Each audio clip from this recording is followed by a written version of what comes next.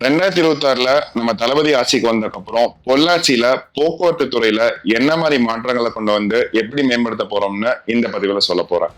நம்ம பொள்ளாச்சி டு கோயம்புத்தூர் ரூட்ல ஓடுற அரசு பேருந்துகள்ல சில பேருந்துகளை லாங் ரேஞ்ச் ஏசி இவி வெஹிக்கிள்ஸா மாற்றி அமைப்போம். குளிர்சாதன வசதியுடன் கூடிய ஏசி அதிநவீன பேட்டரியில் ஓடக்கூடிய பேருந்துகள். நம்ம உள்ளூர்ல ஓடுற டவுன் பஸ்ஸஸ இவி வெஹிக்கிள்ஸா மாற்றி அமைச்சு காற்று மாசுபடுவதை குறைச்சு பொள்ளாச்சிய ஒரு பூங்கா நகரமா மாற்றி அமைக்கிறதுக்கு வழிவகை செய்வோம். பொள்ளாச்சியில இப்ப இருக்கிற மெயின் பஸ் ஸ்டாண்ட் சரியா பராமரிக்கப்படாம ப்ராப்பர் மெயின்டெனன்ஸ் இல்லாம மிகவும் மோசமான நிலையில இருக்கு.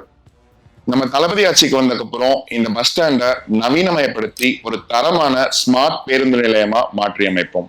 அது போக இப்ப பொள்ளாச்சியில ஓடிட்டு இருக்க 2 பஸ் ஸ்டாண்ட் இஷ்யூ நம்ம தளபதி ஆட்சிக்கு வந்ததுக்கு அப்புறம் மக்கள் கேட்ட கருத்து கேட்டு மக்களுக்கு எது கன்வீனியன்டா இருக்கும், மக்களுக்கு எது எளிதா இருக்குங்கிறத கருத்தில் கொண்டு 2 பேருந்து நிலையங்களோட ரூட்ஸை மாற்றி அமைப்போம். போக பொள்ளாச்சி ரயில் நிலையத்துல சில ரயில்களோட டைமிங்ஸ் மாற்றி அமைக்கிறது பொள்ளாச்சி மக்களுக்கு கன்வீனியன்டா இருக்கும்ட்டு பல மக்கள் சொல்றாங்க.